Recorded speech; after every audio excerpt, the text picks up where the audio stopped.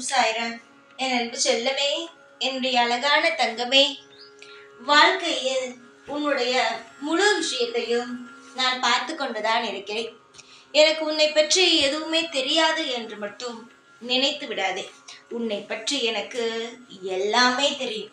உன்னுடைய வாழ்க்கையில் இருக்கும் அனைத்து கஷ்டங்களும் தெரியும், அனைத்து நஷ்டங்களும் எனக்கு தெரியும்.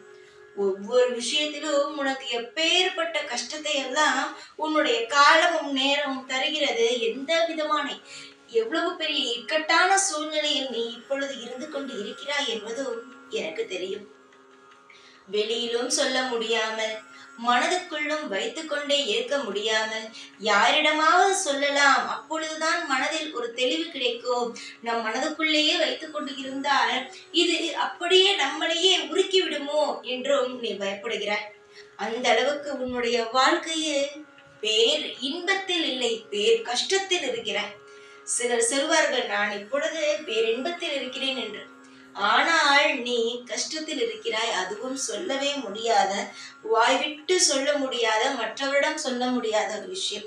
வாய்விட்டு சொன்னால் மற்றவர்களும் நம்மை அலட்சியப்படுத்தி விடுவார்களோ, இத்தனை நாள் கொடுத்த மரியாதையை கூட அவர்கள் கொடுக்காமல் போய் விடுவார்களோ என்று நினைக்கிறாய். அது மட்டும் அல்லாமல் தேவையே இல்லாமல் நம் மீது இருக்கும் மரியாதையை நாமே கெடுத்துக் கொள்வோமோ என்று. இதில் என்ன தங்கமே இருக்கிறது? வாழ்க்கையில் இப்பொழுது நடந்து கொண்டு இருக்கும் விஷயத்திற்கெல்லாம் நீதான் காரணமா? உன்னுடைய கர்ம வினை, ஏற்கனவே நீ செய்த பாவத்தினால் வந்த கர்ம வினை. உன் குடும்பத்தில் இருக்கும் நபர்கள் சரியில்லாமல் இருப்பதினால் இந்த பிரச்சனை. குடும்பத்தில் இருக்கும் நீ மட்டும் பொறுப்பாக இருந்து என்ன பிரயோஜனம்? உன் குடும்பத்தில் இருக்கும் அனைவருமே பொறுப்பாக இருந்தால்தானே ஒரு குடும்பத்தை ஒரு நிலைநாட்ட முடியும். நீ மட்டும் பணம் வேண்டும் பணம் வேண்டும் என்று ஓடுகிறாய். உன் வீட்டில் இருப்பவர்கள் பொறுப்பே இல்லாமல் அவர்கள் இஷ்டத்திற்கு செலவு செய்து கொண்டு தேவையில்லாத விஷயத்தில் எல்லாம் கவனத்தை செலுத்திக் கொண்டு இருக்கிறார்கள். இதையெல்லாம் நீ பார்க்கும் பொழுது நாம் மட்டும் பொறுப்பாக இருந்து எதுவும் செய்ய முடியவில்லை, மற்றவர்களும் பொறுப்பாக இருக்க வேண்டும். அவர்கள் எல்லோரும் பொறுப்பாக இருந்தால்தானே நல்ல விஷயத்தை செய்யவே முடியும் என்று நினைக்கிறாய். கண்டிப்பாக உன்னுடைய வாழ்க்கையை நினைக்கிறது தான் ஒரு சரியான ஒரு விஷயம். நிறைய ஆசைகள், நிறைய கனவுகள் இருந்தாலும் வீட்டில் இருப்பவர்கள் ஒத்துழைத்தால் மட்டும்தான் ஒரு பணத்தையே சேர்க்க முடியும். அவர்கள் வெளியில் போய் சம்பாதித்து வந்து கொடுக்கும் பணத்தை நீ ஒரு அழகாக சிக்கனமாக வைத்தால்தான் சேர்க்க முடியும். அவர்கள் பொறுப்பே இல்லாத பொழுது நீ மட்டும் பணம் வேண்டும், இந்த விஷயத்தை செய்ய வேண்டும், இந்த விஷயத்தில் முன்னுக்கு வர வேண்டும் என்று நினைத்தால் எப்படி? ஆனால் நான் இப்பொழுது உன்னுடைய வீட்டிற்கு இந்த பொழுது போன நேரத்தில் வந்துவிட்டேன். ஏன் நான் இப்பொழுது இந்த பொழுது போன நேரத்தில் வந்திருக்கிறேன் என்றால் அதற்கு முக்கிய ஒரு காரணம் இருக்கிறது. தெய்வத்திற்கு முக்கியமான நேரங்கள் என்னவென்றால், ஒன்று காலை பிரம்ம முகூர்த்த நேரம், அடுத்தது பொழுது போன நேரம். நீ எப்பொழுதும் சொல்வாய், பொழுது போன நேரத்தில் எதற்காக வீட்டில் சண்டை போடுகிறீர்கள், பொழுது போன நேரத்தில் எதற்காக வாசலை அடைத்து உட்கார்ந்து இருக்கிறீர்கள் என்று. எதற்காக அப்படியெல்லாம் சொல்கிறார்? தெய்வம் வரும் பொழுது அதற்கு வழிவிட வேண்டும், தெய்வம் வரும் பொழுது அது சந்தோஷமாக இருக்க வேண்டும் என்பது. எந்த ஒரு வீட்டில் சண்டை சச்சரவு இல்லாமல் நிம்மதியாக, அதாவது எல்லா நாளும் சண்டைகளோட வீடு என்றால் சண்டைகள் இருக்கும், சமாதானம் இருக்கும். ஆனால் சில நபர்களின் வீட்டில் எப்பொழுதும் சண்டைகளாகத்தான் இருக்கும். அந்த வீட்டில் தெய்வங்கள் இருப்பது கிடையாது. நீ எப்பொழுதும் உன் வீட்டில் சொல்வது சண்டை இல்லாமல் இருக்கணும், எப்பொழுதும் வீட்டில் வாசலை அடைத்து உட்காராதீர்கள் என்று. உன்னுடைய வார்த்தைகள் முற்றிலும் உண்மை. நான் இப்பொழுது பொழுது போன நேரத்தில் வந்திருக்கிறேன். உன்னுடைய வீட்டில் விளக்கேற்றும் நேரத்தில் வந்திருக்கிறேன். போய் விளக்கேற்று.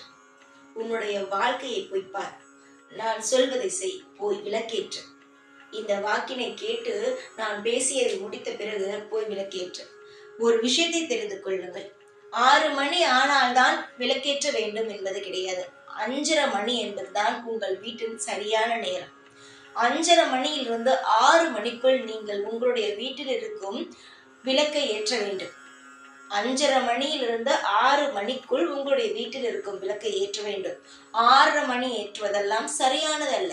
ஏனென்றால் தெய்வம் உங்கள் வீட்டுக்கு வர வேண்டும் என்றால் 5:30 மணிக்கு உங்களுடைய வீட்டில் இருக்க வேண்டும், விளக்கு ஏற்றி இருக்க வேண்டும். புரிகிறதா? உங்களுடைய வாழ்க்கையில் நீங்கள் எதை செய்கிறீர்களோ அதுதான் உங்களுக்கு திரும்ப கிடைக்கும். நீங்கள் சரியாக செய்தால் சரியாக நடக்கும். இப்பொழுது நேரம் சரியாக 5:30 மணி.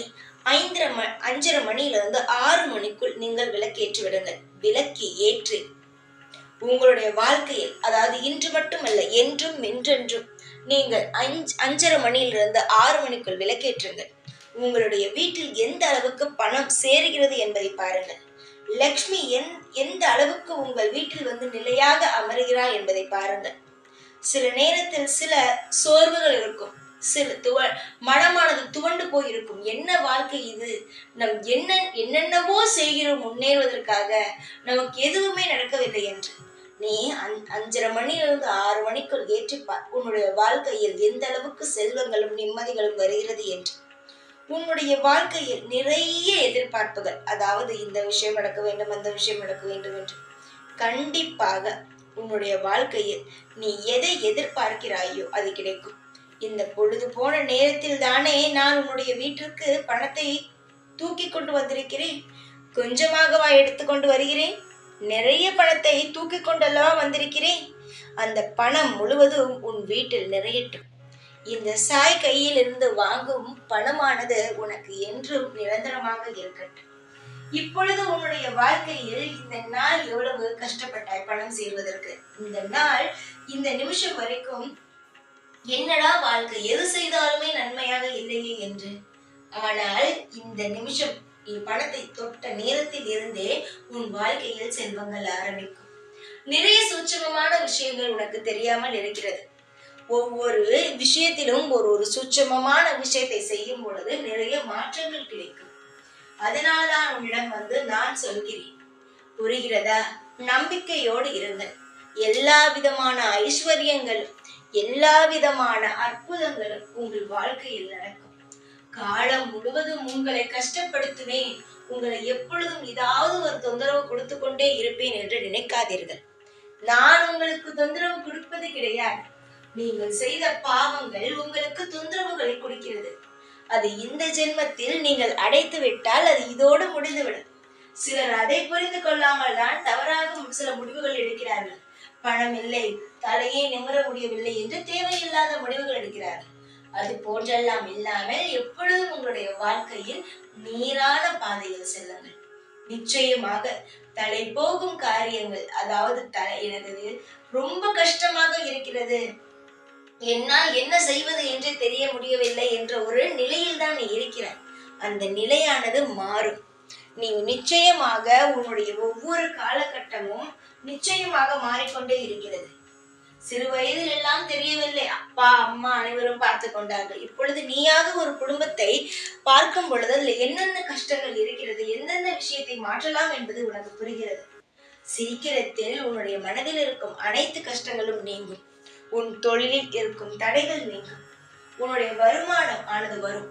உன்னுடைய தொழிலால் உனக்கு வருமானம் வரும். தொழிலால் நிச்சயமாக உனக்கு பணமும் நகையும் சேரும். நிச்சயம் உன்னுடைய தொழில் மேலும் மேலும் மேலும் மேலும் வளரும். அதை யாராலும் தடுக்க முடியாது. இப்பொழுது இருக்கும் இந்த நேரம் உன்னை வாட்டுகிறது, அவ்வளவுதானே தவிர சீக்கிரத்தில் உன்னுடைய வாழ்க்கையில் பேரின்பத்தை நீ காண்பாய். யாரும் எதுவும் உன்னை செய்ய முடியாத அளவுக்கு, அசைக்கவே முடியாத அளவுக்கு ஒரு மிகப்பெரிய ஒரு ஆளாக மாறுவார்.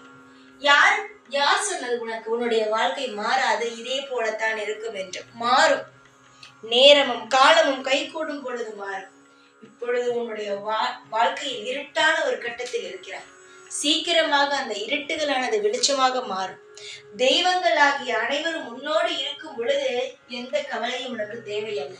சோதனைகள் வந்தாலும் அதை தாங்கும் சக்தியும் அதிலிருந்து மீளும் சக்தியும் தெய்வங்கள் நாங்கள் இப்பொழுது இருக்கும் காலகட்டத்தில் தருகிறோம் என்றால், நிச்சயமாக உனக்கு ஒரு நேரம் கர்மவினை முடிந்த பிறகு உன்னுடைய வாழ்க்கையில் எந்த அளவு உன்னுடைய வாழ்க்கை மாறும் என்பதை பார்.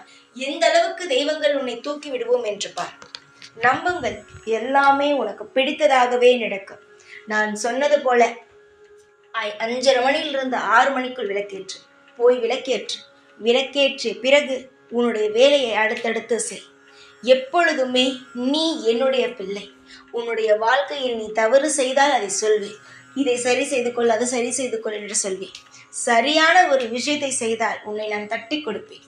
இதுவே ஒரு அப்பாவின் முதல் கடமை. சந்தோஷமாக இருங்கள். யாரும் உன்னை எந்த ஒரு இடத்திலும் அசைக்க முடியாது.